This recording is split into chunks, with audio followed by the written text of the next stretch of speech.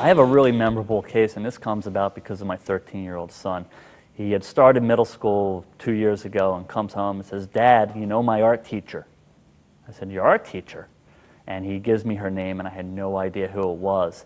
It turns out that his art teacher had been a waitress. She had been standing up on a box while she was in art school and working as a waitress in a bar. And the box tipped over, she fell, and she fractured her wrist, her right wrist, and she's right-handed, and here she was, an artist. And I remember this young woman coming into the office, just completely distraught.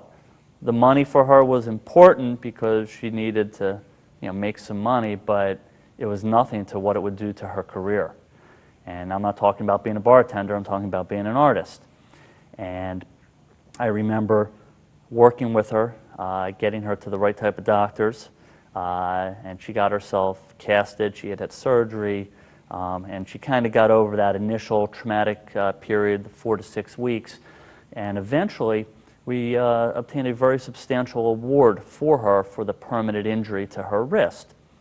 And she thanked me, and that was the end of the case, and I hadn't heard from her for many years until my son came home, because the same teacher who he had, going by a different unmarried name, was the woman who I had helped.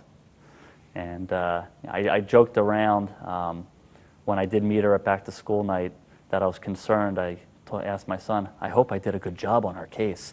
But it's those little things. I recall being in Sears buying a new refrigerator, and a woman, complete stranger, at least at that moment, came up to me to talk to me and thank me and said she was going to call me Monday, and my kids looked at me and said, "Who's that?" I go, "Well, that was one of Daddy's clients."